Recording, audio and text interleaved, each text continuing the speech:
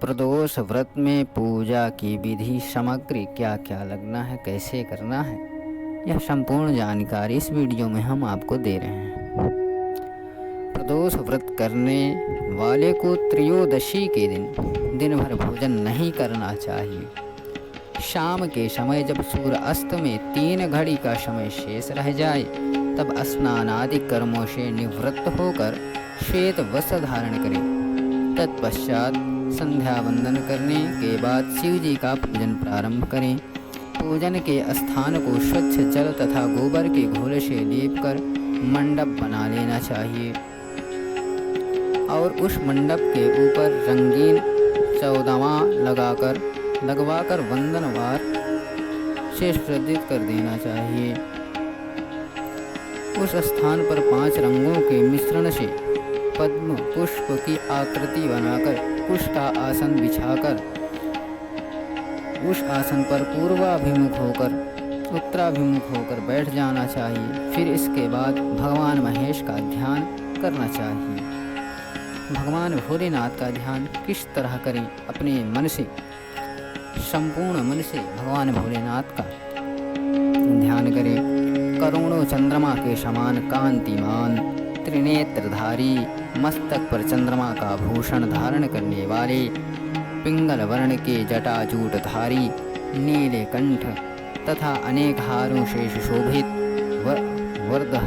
वर्धहस्त परशुधारी, नागों के कुंडल पहने, बाघ चर्म धारण किए हुए रत्न जटित सिंहासन पर विराजमान शिव जी का ध्यान करना चाहिए।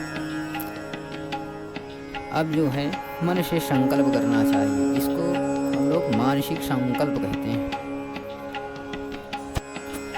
ध्यान के समय एकाग्रचित होकर संकल्प करना चाहिए। हाथ जोड़कर मन से देवाधिदेव शंकर का ध्यान करते हुए कहना चाहिए कि हे शंकर जी, आप संपूर्ण पापों का नाश के निमित्त प्रसन्न होइए। शोक रूपी अग्नि में दग्ध संसार के भय से भयभीत एवं अनेक प्रकार के रोगों से आक्रांत इस अनाथ की आप रक्षा कीजिए। हे भोलेनाथ, आप देवी पार्वती के सहित पधार कर मेरी पूजा को ग्रहण कीजिए। ऐसा करने के बाद ओम गौरी सहित शिवाय नमः इस मंत्र द्वारा उनका आवाहन करना चाहिए। इसके बाद जल से शिव जी को स्नान करावें।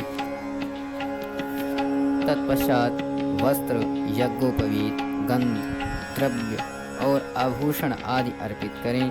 पुष्पों में मंदार, कमल, कनेर, धतूरा और बेलपत्र चढ़ाना चाहिए। धूप दीप देकर खीर का नैवेद्य चढ़ावें अथवा शक्कर या गुड़ से युक्त मिष्ठान अर्पित करें। तत्पश्चात तांबूल आदि चढ़ाकर आरती करनी चाहिए। अंत में ओम नमः शिवाय, ओम नमः शिवाय मंत्र का 1000 जप करना चाहिए। पूजा की समाप्ति के बाद ब्राह्मण को भोजन कराकर यथाशक्ति दक्षिणा देनी चाहिए। इस व्रत के करने से संपूर्ण पापों का नाश हो जाता है। यहाँ तक कि सैकड़ों ब्रह्म हत्या का पाप भी नष्ट हो जाता है। दरिद्रता दूर हो जाती है, रोग से छुटकारा मिलता है। इसके प्रभाव से सभी प्रकार के कष्ट दूर होकर सुख, धन और पुत्र की प्राप्ति होती है। प्रदोष व्रत में विद्यार्थियों को विद्या की तथा विधवाओं को धर्म की प्राप्ति होती है। यह व्रत सभी मनोरथों को पूर्ण करने वाला है।